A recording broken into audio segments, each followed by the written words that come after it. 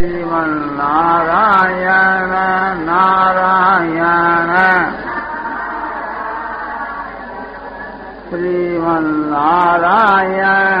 नारायण नारायण श्रीमन्नारायण नारायण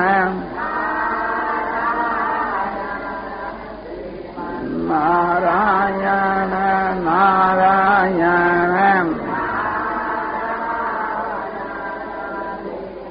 नारायण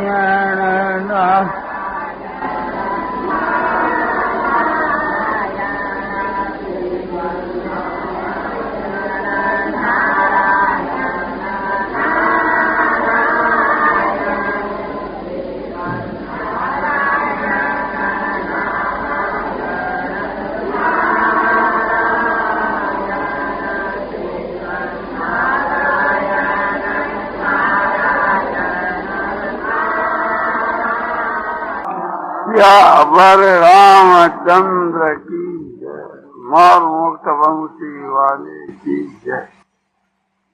होने वाली सारी जो क्रिया है साधन के रूप में होनी चाहिए। कोई भी अपने से क्रिया बढ़े तो वह परमात्मा की प्राप्ति को साधन होने से इसमें अपना कमी नहीं रहेगी। इस प्रकार समझकर जो अपना समय बिताता है वही बुद्धिमान है। और के वहाँ प्रातः काल सूर्य उदय से 1 घंटा पहले उठ करके और भगवान को याद करना चाहिए और भगवान को और पृथ्वी को नमस्कार करके फिर सोच जाकर कुल्ला दातुन करके स्नान करना चाहिए। फिर यज्ञोपवीत हो गए तब तो संध्या और गायत्री कर और सब निष्कर्म करना चाहिए और सही पाठ कर।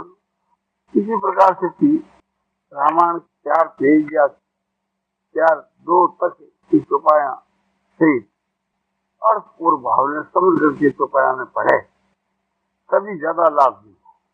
इसी प्रकार से थी भगवान के नाम को जो जप है कलयुग में जो महामंत्र है हरे राम राम राम हरे हरे कृष्ण कृष्ण कृष्ण हरे हरे। इस मंत्र की माला जितने फेर सके जितना अपना अवकाश हुए माला फेरने के समय के वहां भगवान के नाम को जो जप है जिसको निष्काम भाव से करना चाहिए, श्रद्धा भक्ति पूर्वक करना चाहिए, आस रहित होकर के और फुरना रहित होकर के और नित्य निरंतर जप होने लगे तो वो जप है सो दामी है। ऐसा जप कर करके कुबत रखना चाहिए और जप ऐसा मन से करना चाहिए।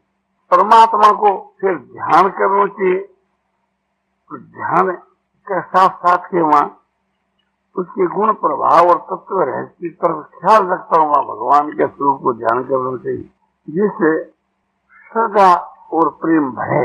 उससे फिर इसके बीच के वहां समता शांति मिले। ध्यान करके फिर भगवान की मानसिक पूजा करें, भगवान को आह्वान करके और भगवान को ध्यान किए हुए फिर उसके बाद में भगवान की पूजा करें और पूजा के साथ के बाद तुल्यों की नमस्कार तो है ही। मानसिक पूजा बहुत श्रद्धा प्रेम से उच्च भाव से करें, फिर भगवान के भोग लगावे और भगवान की आरती उतार करके भगवान की स्तुति सुगावे और फिर भगवान से प्रार्थना और अंत के वहां फिर भगवान के ध्यान के वहां मस्त होकर के और संसार के काम में लगे। ध्यान को कायम रखते हुए संसार को काम करे। वाणी या श्वास के द्वारा भगवान के नाम को जपे और मन से भगवान प्रेम और भक्ति भाव से ध्यान करता हुआ ही काम करे और काम भी जो है तो भगवान के लिए करे। सब में भगवान विराजमान है इसलिए सबके इसकी चेष्टा करे निष्काम भाव से भगवान में हर वक्त याद रखता हुआ और भगवान के अर्थ ही हम सब चेष्टा करें। जो भगवान के अर्थ काम नहीं वो काम करेंगे कोई भी चेष्टा तो अर्थ काम और भोग के लिए नहीं करे। संसार के जो जितने जो ऐश आराम भोग छोटी विलासिता ये सब जो राष्ट्रीय चीजें हैं खत्म करने वाली है, इनका दूर से त्याग कर दे, इनके माँ तीव्र वैराग करे तो तामसी काम को तो उसके पास में कभी नहीं जावे। जैसे दुर्गुण दुराचार दुर्व्यसन निद्रा आलस प्रमाद इनके तो नजदीक ही नहीं जावे, ये तो सब पाप ही है। इन सबको स्वरूप से त्याग करके जैसे आप जो सारो जो दिन है जीवन अपने सात्विक काम करें जिससे दुनिया में दूसरा को उपकार हुए और सो भी निष्काम भाव से कर तो भगवान को याद रखते हुए इस प्रकार से दिन करके रात्रि के वहां शयन के समय में संसार के संकल्पों को त्याग कर करके भगवान के नाम रूप गुण प्रभाव लीला धाम और तत्व रहस्य बातों को मनन करते हुए शयन करे या गुण और प्रभाव को याद करते हुए और तत्व रहस्य को समझते हुए भगवान के ध्यान के वहां मस्त होकर के और नाम का जप करते हुए शयन करे तो रात्रि के बीच के वहां रात्रि का समय भी साधन के रूप में पढ़नी चाहिए। इस प्रकार से हमारा समय 24 घंटों एक बार साधन के रूप में बीतने लगे तो बहुत जल्दी भगवान की प्राप्ति हो। और अपना करना है क्या है, शरीर का तो एक क्षण का भी भरोसा नहीं है, तो अपने मनुष्य जीवन का जो समय है उसका एक क्षण भी व्यर्थ नहीं जाने, उत्तरोत्तर जो है अपने समय की उन्नति करे, साधन की उन्नति करे। साधन की उन्नति ही समय की उन्नति है, क्योंकि लाख रुपया खर्च करने के ऊपर भी समय नहीं मिल सकता। ऐसा जो मनुष्य जीवन का अमूल्य जो समय है उत्तम से उत्तम काम में बिता है। ये मनुष्य का शरीर हम लोगों को भोग भोगने के लिए नहीं मिला है, क्योंकि आहार निद्रा भय में सुनानी सामान्य चेतानी नरणंग को सुना। हार निद्रा भय और मिथुन मनुष्यों को और पशुओं को समान है। यदि इसी में अपना समय बिताया तो फिर पशुओं में और मनुष्यों में फर्क ही क्या है। तो ये जो शरीर है तो आत्मा के उद्धार के लिए मिला है, न कि संसार के विषय भोगने के लिए। यही तैनो कर फल विषय भाई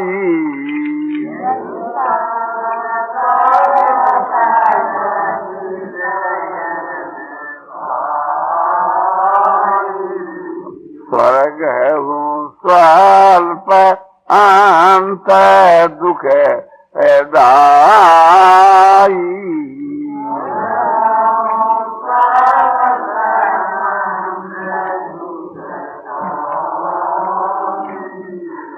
उसी प्रावण के बीच के वहां तुलसीदास जी कहते हैं कि भाई ये मनुष्य का जो शरीर है तो विषय भोग के लिए नहीं मिला है, तो क्या स्वर्ग के लिए?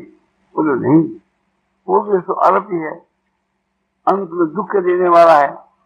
जब मनुष्य स्वर्ग से गिराया जाता है तो बड़ा दुख होता है, जैसे हम लोगों को यहाँ मरने के समय।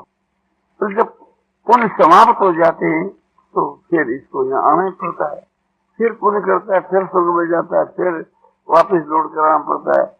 ऐसे ही आवागमन के चक्कर के बाद समझो कि सकाम कर्म करने वाली रहती हूँ और पाप कर्म करने वालों का आवागमन का चक्कर तो नरक और त्रिकोणी के साथ में समुद्र। तो इसी तो बड़ी घोर यानी नीच गति होती, अधम गति, काम से पुरुष हुई पाप में। ये तो जो सात्विक जो पुरुष है तो जिनमें कामना है, साथ में रजोगुण है, ऐसे पुरुषों की आपके साथ तो मैंने बतलाई आप। और तामसी तो घोर गति बतला। और मनुष्य शरीर को पाकर के जो भोगों में मन लगाता है उसकी तुलसीदास जी ने निंदा की। नरक पाय विषय मन देहि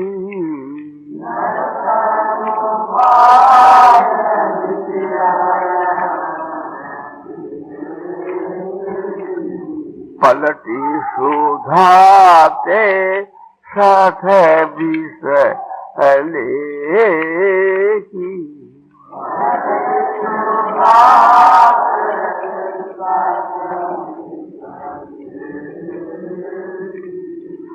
मनुष्य को शरीर पाकर करके और जो विषय भोगों में मन लगाता है वह सट माने मूर्ख है, अमृत के बदले में विष लेता है।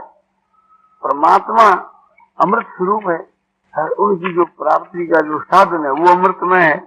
ऐसे अमृतमय साधन को छोड़ कर करके और संसार के विषय भोगों में मन लगाना ही एक प्रकार से विष को ही बदल करके लेना है। संसार के विषय भोग जो है तो विष के तुल्य है, क्योंकि विष खाने से जैसे मनुष्य मर जाता है ऐसे विषय भोगों के भोगने से जन्मता मरता रहता है। तो इसको महाविष भी कहें तो अत्युक्ति नहीं होगी। ताही कहूं भल कह कोई,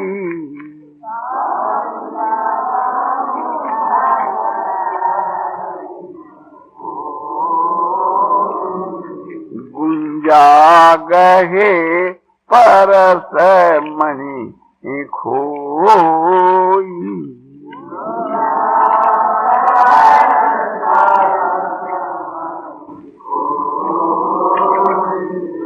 उसको कोई भी समझो कि मनुष्य भला नहीं करेगा, इसने अच्छा काम किया।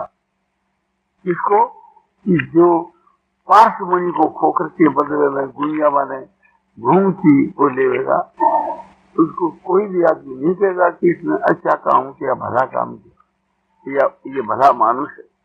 वो तो मूर्ख ही है।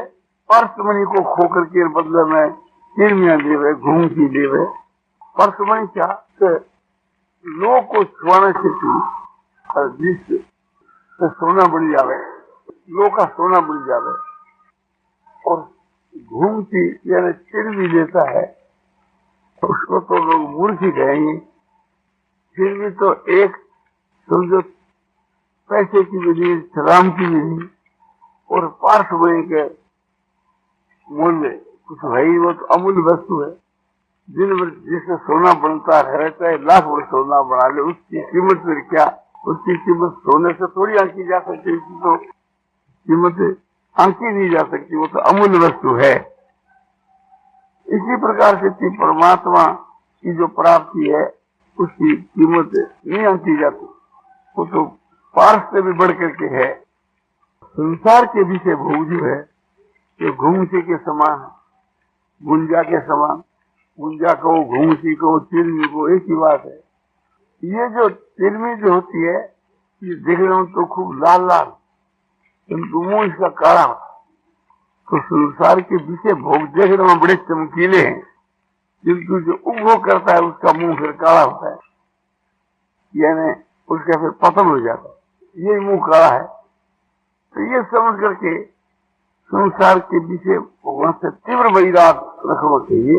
इन सबको एकदम मन से त्याग कर देना, हानिकारक समझ करके, विघ्न कारक समझ करके ये सब पतन के हेतु हैं। इसलिए ऋषि मुनि लोग और पूर्व के जमाने के राज ऋषि लोग भी धन ऐश्वर्य को त्याग करके अहिंसा भोग और इन सब को त्याग करके वन में जाकर के जप तप करके अपना जीवन बिताया करते थी। हम लोगों को भी कोशिश करनी चाहिए, यही बुद्धिमत्ता है। और यहाँ रहना तब एक प्रकार से हर वक्त अपना साधन करते हुए, जप ध्यान करते हुए ही समझो कि निष्काम भाव से सबकी सेवा करनी चाहिए। कोई भी हमारी क्रिया है जिसकी सेवा करके पूर्ण होनी चाहिए, उसमें सेवा भाव रहना चाहिए। सबको नारायण का स्वरूप समझ करके, परमात्मा का स्वरूप समझ करके, और सबकी जो सेवा है वो परमात्मा की सेवा है। ऐसा मौका बार बार मिलना बड़ा मुश्किल है, भगवान की कृपा से ही मिलता है। उत्तम देश, कार्य पर देश, उत्तम काल, ये कली काल, उत्तम जाति यानी मनुष्य की योनि, उत्तम धर्म, स्तुति समृतियुक्त धर्म, उत्तम स्वाध्याय, गीता रामायण आदि का स्वाध्याय, और उत्तम संग, अच्छे पुरुषों का संग, ये सारी चीजें ईश्वर की कृपा से ही मिला करती। इन सब की प्राप्ति होकर के भी हम परमात्मा की प्राप्ति से वंचित रहे तो फिर हमारे समान संसार के मां कोई मूर्ख नहीं। हमारे लिए बहुत ही दुख की और लज्जा की बात है, शोक की बात है, शर्म की बात है कि मनुष्य जैसे शरीर को पाकर के फिर संसार के मां हमको जन्म लेना पड़े और परमात्मा की प्राप्ति से वंचित रहना पड़े, तो ये हमारे लिए कलंक है। ये बात मन में याद रख करके कि शीघ्र अपनी आत्मा का सुधार होकर के उद्धार हुए, इसके लिए तत्पर होकर के प्राण पर्यंत चेष्टा करनी और ये निश्चय रखना चाहिए कि एक परमात्मा के सिवा संसार में हमारा कोई भी नहीं है। संसार के प्राय सभी लोग जो है स्वार्थ प्राण है। हमारे तो एक भगवान ही है। मीरा कहती है कि मेरे तो गिरधर गोपाल दूसरा कोई। ये अच्छा पाठ सीख रहा है मीरा भाई, इससे तो अपने हृदय में धारण करके देखिए और भगवान ही एक अपना ऐसा मान करके उसकी शरण होकर हर समय में उसे के नाम का जप, स्वरूप का ध्यान और उसी की सेवा, पूजा, उसकी आज्ञा का पालन, इसी में अपना समय तो बिताना चाहिए। हर एक भाई बहनों को ये विचार करना चाहिए कि हमारा संसार में आना किस लिए है और हम कौन हैं, हमारा क्या कर्तव्य है और हम क्या कर रहे हैं। विचारने से मालूम होता है कि हम लोगों का इस संसार में आना अपने आत्मा के उद्धार के लिए है, आत्मा के कल्याण के लिए, और यही हमारा कर्तव्य है और इसीलिए मनुष्य का शरीर मिला है। किंतु हम लोगों का समय उस काम के मां नहीं जाकर के उससे विपरीत काम के मां हम लोगों का समय जाता है। यही हमारे लिए सबके लिए दुख की बात है। आप अपने शरीर और इंद्रियों से जो कुछ करते आए हैं वे करते हैं, इसके लिए कोई फेरबदल करने की आवश्यकता नहीं। केवल आपका जो मन है बस एक प्रकार से इसका सुधार करना, फिर सब काम आपके अपने आप ही हो जाएंगे। मन का सुधार क्या करना है? एक तो मन के मां मलिनपना है, मैलापन, जिसको मल दोष कहते हैं, और एक मन के मां चंचलता है जिसको विक्षेप दोष कहते हैं, और तीसरा जिसको आवरण का दोष है, एक प्रकार से माया का पर्दा जिसको अज्ञान कहते हैं, मोह कहते हैं, उसके कारण से समझो कि चित्त की वृत्तियां मोहित रहती है, निद्रा की आता रहता है, जो साधन के मां महान विघ्न है। इस मल विक्षेप आवरण का एकदम नाश कर डालना, यही अपने अंतःकरण का सुधार है और यही उद्धार का उपाय उत्तम है। मल दोष के नाश के लिए भगवान के नाम का जप सबसे बढ़ करके है, और सबको नारायण समझ करके और निष्काम भाव से सबकी जो सेवा है, इससे भी अंतःकरण शुद्ध होता है, मल दोष का नाश होता है। और जितने जो शास्त्र कर्म करें निष्काम भाव से, उन सबसे ही मल दोष का नाश होता है। जैसे तीर्थ है, व्रत है, तपस्या है, जितनी उत्तम क्रिया है, और उस उत्तम क्रिया को हम अंतःकरण की शुद्धि के लिए करें, निष्काम भाव से करें, तो सबसे अंतःकरण की शुद्धि होती है, मल दोष का नाश होता है, पापों का नाश होता है। पाप ही मल दोष है और दुर्गुण ही है तो मल दोष है, दुर्गुण और दुराचार, दुर्व्यसन ये सब ये तो मल दोष के अंतर्गत है। इन सब का विनाश हो जाता है। और विक्षेप का मतलब है कि चित्त की चंचलता, ये क्षण क्षण के बीच के मां मन कहीं का कहीं चला जाता है, और हर समय के बीच के मां फालतू चिंतन करता है। अधिकांश के बीच के मां निकम्मे पदार्थों का जिससे कोई हमारा संबंध नहीं, लेन देन, केवल समय को ये सो नष्ट करता है। तो इस मन को समझा करके और आस्था से संसार से उपराम को प्राप्त हुए और फिर धीर बुद्धि के द्वारा मन को उस परमात्मा के वहां एकदम लगा दे, परमात्मा के ध्यान में लगा दे वह, और परमात्मा के स्वा और किसी भी पदार्थ का फिर चिंतन कभी करेगी। इस प्रकार से अपने समय को बिताना चाहिए। पूछा कि हम लोग कौन हैं? हम लोग सब प्राणी हैं, प्राणधारी, जो संसार के वहां भटकते रहते हैं 84 लाख योनियों के बीच के वहां। वो ईश्वर के हम लोग सब अंश हैं। ईश्वर हमारे स्वामी है, मालिक है। क्या यूं कहो कि पिता से भी बढ़कर के है, पुत्र जैसे पिता का अंश होता है, इसी प्रकार से हम लोग सब ईश्वर के अंश। ईश्वर की कृपा से ये मनुष्य का शरीर हम लोगों को मिला है, इसलिए उसी की शरण होकर के और उसी के हुक्म की माफक अपना समय बिताना चाहिए। ये हमारा परम कर्तव्य है। जैसे पिता की आज्ञा का पालन करना पुत्र का परम कर्तव्य है, ऐसे परमात्मा तो परम पिता है, सबके पिता है, उनकी आज्ञा का पालन करना तो हमारे लिए सबसे बढ़कर के है। और स्वयं भगवान ने इसकी प्रशंसा की है प्रजा के प्रति उपदेश देते हुए। तुलसीकृत रामायण की उस प्रकार लिखी विषयमा सोसेवक प्रियतम मम सोई,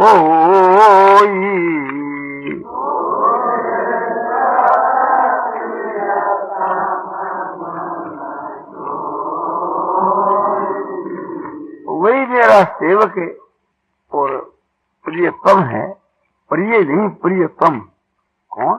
जो मेरे शासन को मानता है, मेरी आज्ञा का पालन करे। तो आज्ञा के पालन के समान कोई सेवा नहीं है। भगवान कहते हैं कि मेरी आज्ञा का पालन करने वाला जो पुरुष है वो मेरा सच्चा सेवक और मेरा मित्र है। बात को याद रख करके भगवान की आज्ञा के विपरीत कोई भी काम नहीं करना चाहिए, हर वक्त उसकी आज्ञा का पालन करना चाहिए। इस प्रकार से हम निष्काम भाव से उसकी आज्ञा का पालन करें तो इससे मजदूर का विनाश होता है, पापों का विनाश होता है और विक्षेप के नाश में भी हमारे को मदद मिलती है। सर्वथा विक्षेप का नाश परमात्मा के ध्यान से होता है और भगवान के नाम का जो जप है, भजन है, ये ध्यान में सहायक है।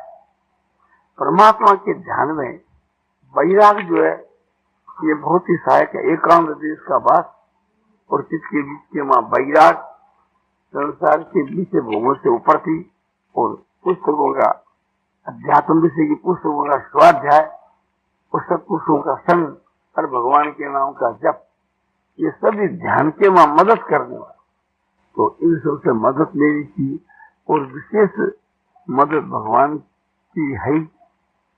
उससे समय समय पर स्तुति प्रार्थना करनी चाहिए। प्रभु बस मैं यही आपसे चाहता हूँ कि नित्य निरंतर मेरा भजन ध्यान बस बया आप में परम श्रद्धा और प्रेम, परम प्रेम हुए, यही आपसे मैं चाहता हूँ।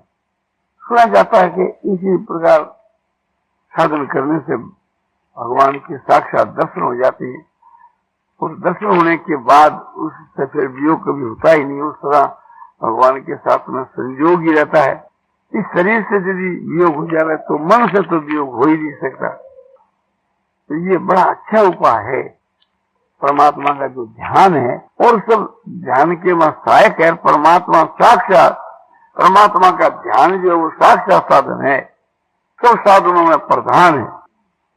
इससे विक्षेप का एकदम नाश हो जाता है। इसीलिए ऋषि लोग वन में जाकर के ध्यान लगाया करते थे और आवरण के नाश के लिए सत्पुरुषों का संग और सत्शास्त्रों का स्वाध्याय, अनुशीलन, यानी उनका एकांत में बैठ करके विचार करना, ये आवरण के दोष को नाश कर डालता। मन विक्षेप आवरण का नाश करना ही हमारा परम कर्तव्य है। इसीलिए मनुष्य का शरीर मिला है। हम लोगों को अपनी सारी शक्ति अंतःकरण की शुद्धि में लगा देनी चाहिए। मल विक्षेप और आवरण के नाश के लिए अपना सारा जीवन आपने लगा देना चाहिए। इसके सब नाश होने से मनुष्य पात्र समझा जाता है और पात्र समझने के साथ ही परमात्मा की प्राप्ति हो जाती है। क्योंकि जब बिजली फिट हो जाती है तो स्विच दबाने के साथ ही रोशनी हो जाती है। इसी प्रकार से मनुष्य जब पात्र बन जाता है तो परमात्मा की प्राप्ति क्षणमात्र हो जाती है। तो हम लोगों को पात्र बनना चाहिए। नारायण नारायण नारायण श्रीमन नारायण नारायण श्रीमन नारायण नारायण श्रीमन नारायण नारायण श्रीमन नारायण नारायण श्रीमन नारायण नारायण नारायण नारायण